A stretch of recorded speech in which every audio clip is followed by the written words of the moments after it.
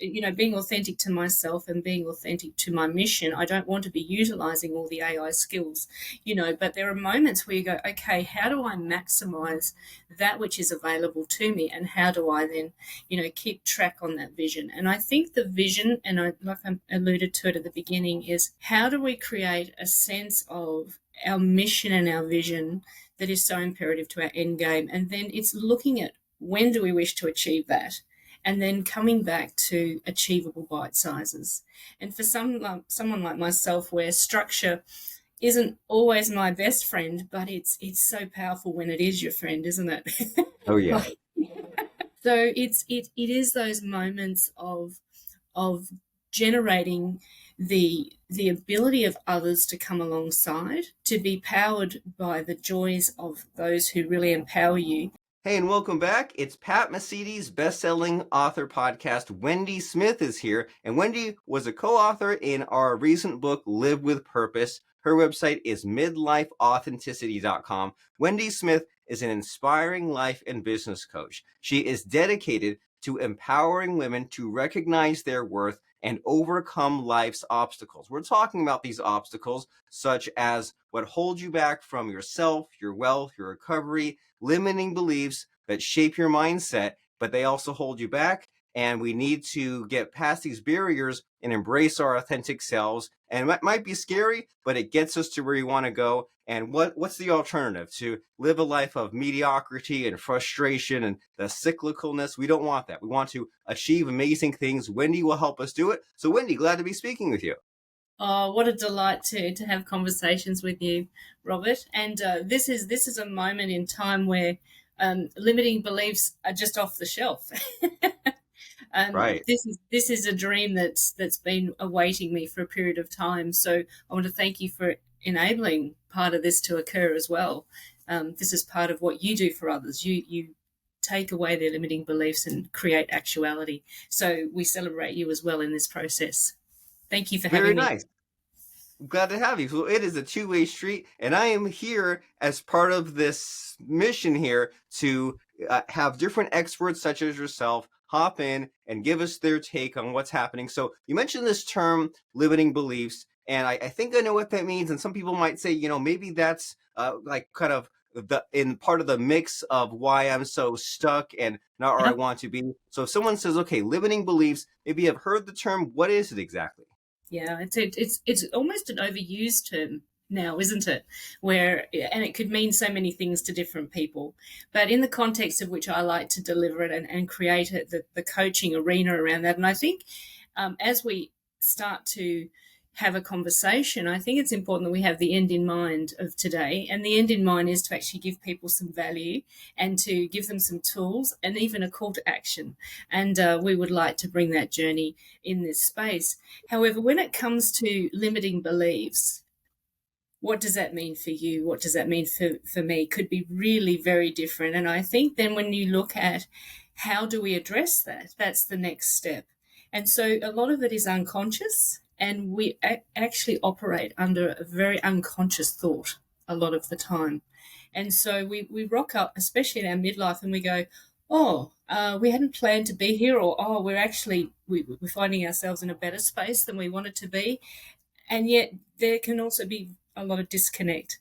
I want to give you an example of that, actually. I've been coaching this incredible person, and her career is going so well. Like, she looks back and goes, it's going so well. And yet there's this total disconnect in her personal journey. And so we're having this conversation, and we've been exploring what limited beliefs that one has been having in this space. And the joy of the conversation was of such, I didn't realize I didn't have any self-understanding or awareness. I mean, in this day and age, we have so much conversation around awareness, don't we? And yet when we look at ourselves, we don't often have awareness. And this is the beauty of having this conversation with you now, Robert, is those things are starting to envelop and develop for us. So we go, but sometimes we need help to have those revelations revealed. Okay, and awareness is part of it. And you're reminding me of some of these conversations that I have with my wife sometimes. When we first knew each other, we would argue, we would bicker, we would have fights about just like things that don't even matter. But then in the more recent years, we've said to each other some of these awareness, I guess, statements. We've said things like, well, when something's bothering me and then I get angry, instead of going back down to calmness, I'm looking for logical reasons to stay in the angry level, and it doesn't make a lot of sense. But then noticing the pattern that happens, it's like, well, hey, now even though it doesn't make sense that I did this, that I'm still here, at Yeah. least I can. The first step is knowing that there's a problem and then working to fix it. And so, as far as the awareness that you might have found yourself into with your own journey, do you have anything to share with us? Do you have any like fun stories of overcoming and transformation and just making a change in your own life? Yeah. I love that example that you've just given. And that is the beauty of conversation, isn't it? You've obviously shown awareness and a willingness to change between two people. And what I love about your story, Robert, is that's not often the case. We have so many differences of opinion when we come into relationships, and then it's like, oh, wow, we come to these pinnacles of, separation or whatever, but you've gone, no, how are we going to do this? And I love that. So you're 10 steps above so many other people, and this is the awareness that I would love to be able to create. So when it comes to my own personal journey, and I think for those who have actually looked at the book and my journey, it's fascinating how you can be doing life and all of a sudden, even though it's not a funny story, it's a pivotal story, because I think I made quite a bit of reference to the end of my business that came about 3 years ago. And for the last 10 years, I've been wanting to create a larger coaching business. It's been part of my dialogue. It's been part of my desires. And yet my mindset was almost brought forward to the unconscious of, she's going to do this somehow. And it's interesting how different life circumstances transform us to bring us to where we need to be.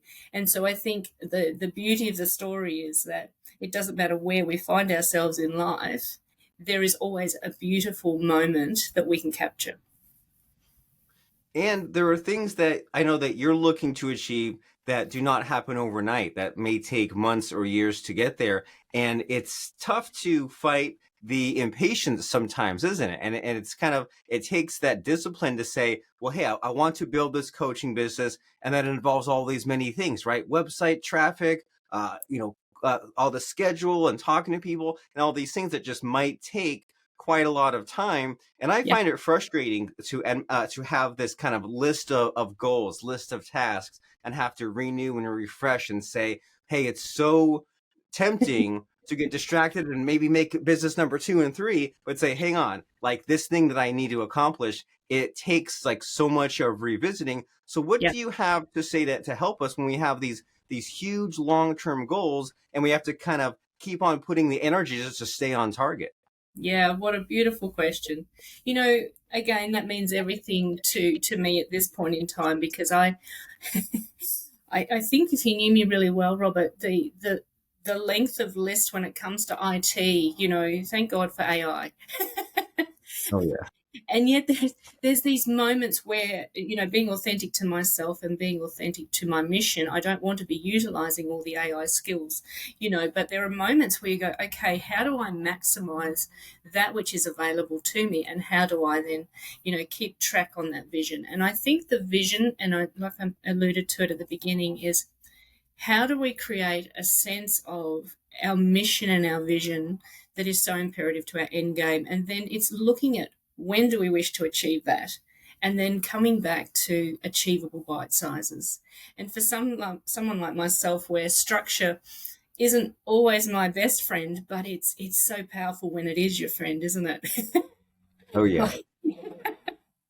So it is those moments of generating the ability of others to come alongside, to be powered by the joys of those who really empower you. And that in that time frame too, there are moments when there are people in your life that you have to relinquish as well. They They might not be, be the ones that are going, come on, let's do this. That, their vision of you is quite different. You can still be part of their journey, but it looks very different. And so there's gains and losses through all that process, isn't there? But being aligned to yourself, I think that comes back to the authenticity. And I don't think it matters what age you're at. I think everyone is coming to a realization. And the beauty of this is that, 30, 40 plus years ago, our conversation wouldn't have even been around. Our parents would have thought this was fairy dust, and who knows what our grandparents would have thought, because, they were so used to different conversations and having to do life differently. So I believe we're at a really privileged time to go, how can my life look a bit different? How can I use my past? How can I use the future that I have? And how can I bring that into alignment to where I wish to be? So these are the beautiful conversations that you're asking, not just myself, but our listeners, to say, hey, what is it that we can do for you? How can we help you on this journey? We have a lot more responsibility now, don't we? Whereas before, if you were limited by technology or your choices, your options, your possible futures, there wasn't always a lot that you can do. But now you can live anywhere, communicate anywhere, and have these tools. So now it's like, okay, now what's the excuse, right? You have the tools at your disposal. And you mentioned AI, and I'm always working to use AI to simplify, right? I'll ask it a question, it spits out all the stuff and bullet lists, and I tell it, hey, can you say that in less words? Can you say that like I'm a 5-year-old? Or sometimes I'll say, like, well, if the AI is helping me with something, I'll say, you ask me some multiple choice questions just to get to the answer in a simpler way. And so it's kind of like how now we can use the AI for any tool, we can Google anything, but we can learn anything. But then now you have to kind of like filter and pick and choose what comes in that mind through the barriers that you've set up. And you mentioned there about the past and the future and kind of aligning those things. And I'm curious to know your philosophy on that, because sometimes the past, it can hold us back, or it can inform us about the mistakes not to make. And then some people are afraid of the future. And so what's your take on this? How do we use our timeline to our best advantage? What a beautiful question. And I think this really comes back to the limited belief thought as well, doesn't it? Like, there is just so much. And then the other beautiful comment that you had is that we actually don't have an excuse, and we need to really make this time and this time frame matter in history. So how I go about that for myself is looking at above the line and below the line. It sounds like a really simplistic tool, but I think we can actually use that in our daily value. How am I showing up? Is it that I'm thinking better, greater? Am I speaking those words? Am I thinking those words? Or am I thinking below that? Am I thinking the thoughts of the past? Am I allowing the thoughts of the past to dictate? And I think it's recognizing that they will come. We talk about positive thinking, we talk about positive actualization, and they're great words. But I think there are times when we actually go, thank you for rocking up. I recognize you. I see you. But today I choose to do above the line thinking. Today I choose to action, whether it's using those small steps of AI, whether it's using those tools of sitting in front of that vision board that you have, whether it means having those conversations with coaches or people that will enlarge you. I think we need to be, like you said, very deliberate, and creating that deliberateness enables us to formulate a journey, a legacy that I believe so many of our greats have done before us with a lot less tools, but they had a vision and a context. And I think we too are at that point where we don't have excuses anymore.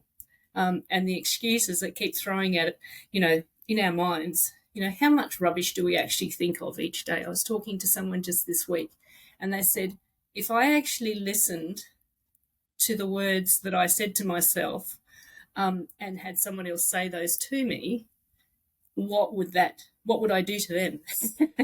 And yet we allow that negative self-talk to diminish us and to really destroy us if we allow that.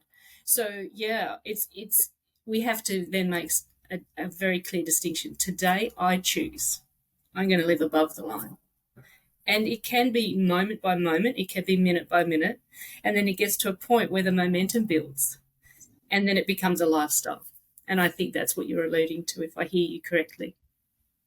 Yeah, and you think about just how much of the rubbish or the garbage physically is out there, right? How many times per week do you take out that trash versus the actual like useful food you put into your body? And Yeah. so, and it's like the garbage will always be there, right? The rubbish will always be there, but it's up to us to choose and say, well, hey, even though there might be like 5 garbage bags and then this little amount of food that I actually eat, like that doesn't mean that I have to pay attention to the rubbish just because there is more of it. And so I love this kind of above the line, below the line thinking, because like something that stuck with me in the last couple of months is someone said, like, say you were learning to play basketball and you Yeah. went to your like your family member, your friend, you say, hey, I'm just out there like just shooting some hoops playing basketball. And let's say that they laughed at you or they made fun of you, versus say if you went to like a basketball store, you went to Michael Jordan and you said, hey, Michael Jordan, I'm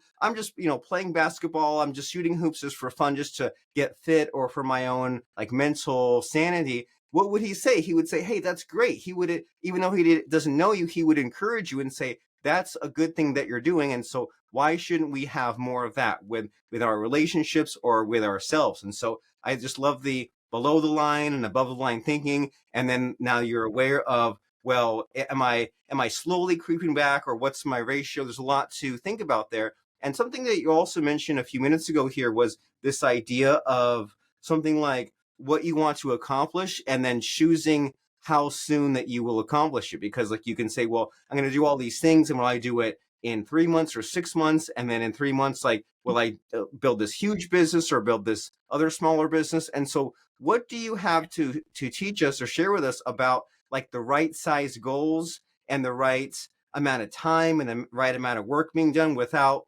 psyching ourselves out, but also pushing ourselves? How do we set the right goals? Yeah. Wow, what a powerful question. And I just want to bring that back to the Michael Jordan scenario, actually, because if you actually looked at his daily lifestyle, what did he do to accomplish? I think it was over 1,000 hoops he would do a day. That's I think incredible so. above the line Yeah. thinking. So it's those moments of saying to oneself, and for myself and the story and my story, it was actually incremental. I couldn't just go from wishing the dreams that I've had, even though they've been sitting there dormant for a long time. But I've had to make some very directive thought where, okay, above the line thinking enables me to, scope a time where I will achieve, whether it's my coaching, whether it's part of my business, I want it done in X amount of time. Um, and sometimes I need to look at that weekly. Sometimes need to look at that monthly. But obviously, I think quarterly is an incredible time where we go, am I achieving this goal that I wish? Is it coming to fruition? If not, why not? And, I think the beauty of having, and in particularly in the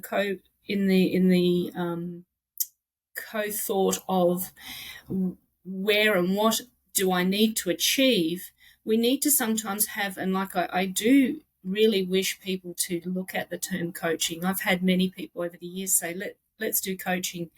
And I've had multiple coaches, but I think we need to be at a place where we gather people that will bring us to that place quicker, and so that we can really be so target focused.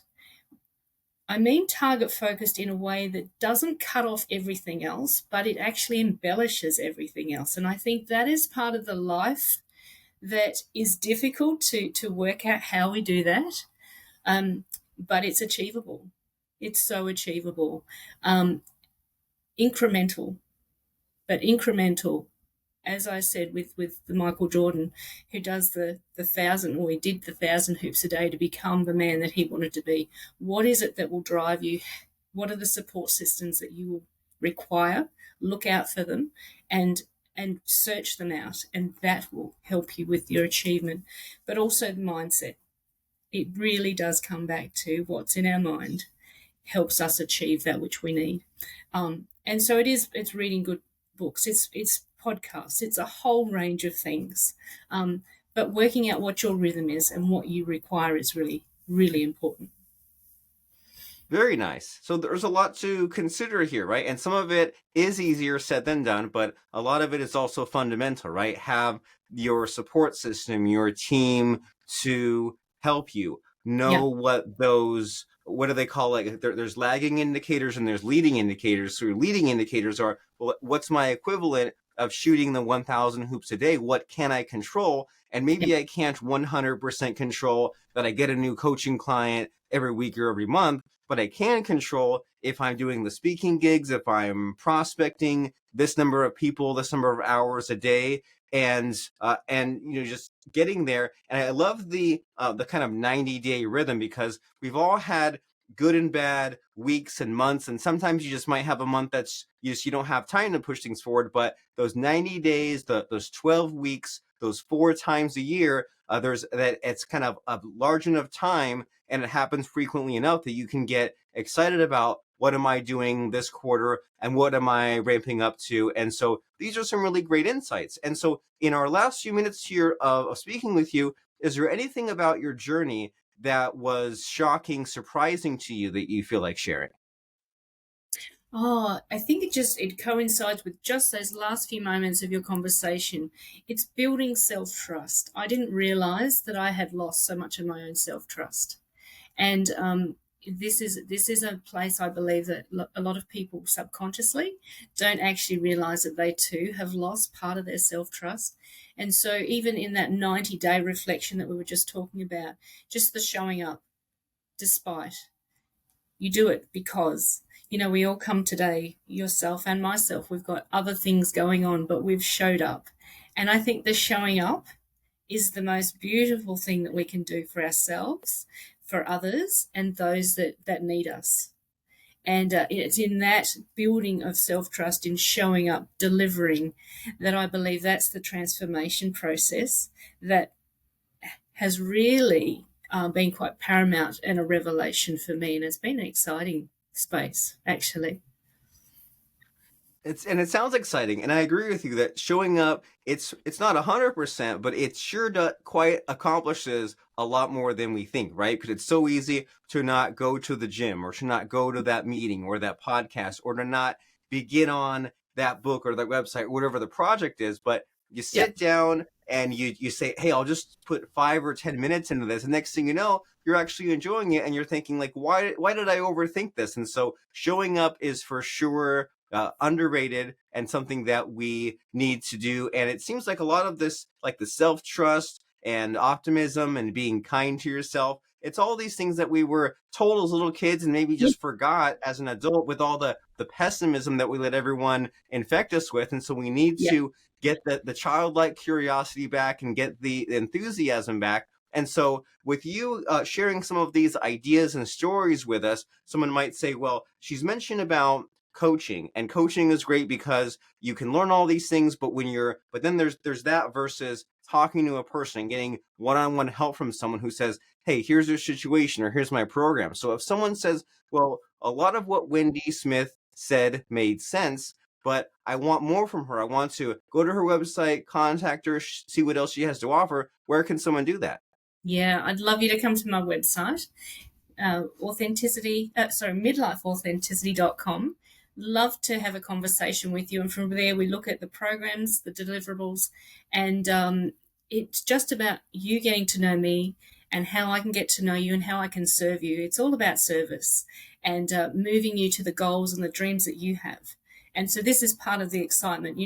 We have, like you said, the stories that we've heard, the stories we've been told, and also the stories we believe. But now it's time for you to have a new story. And what is the story that you wish the world to hear? And I think that really encapsulates part of what Robert and I have been really wanting to deliver and to excite you about. I love that. What story do you wish the world would hear? And so when someone goes to midlifeauthenticity.com, what are they doing there? Are they scheduling a coaching call with you, or what's the next step? Yeah, so it's coaching call, absolutely. booking the coaching call. I've also got some programs that are on their way, but what I do deliver at this point in time is one-on-ones and group conversations, and I can't wait to have those conversations with you. Wonderful. And I'm sure the listeners, watchers can't wait as well. And so what is a right fit type of person to do this? Should someone say, well, I want to achieve more, I have goals? What should someone come to you? What problem should they be presenting to you? Yeah, look, transformation is really my scope. So I love people, particularly in the midlife, where they've looked at where they've been, where they're heading, and this middle space where they can actually encapsulate both their business, their leadership, and their personal journeys. And we find that when a person comes to us in business or in leadership's focus, there's always that underlying other. So it doesn't matter which of those three sectors that someone wishes to have assistance with, we do find that there is an incredible embarkment of beauty that envelops them. So they are the three scopes. Can't wait to have that conversation.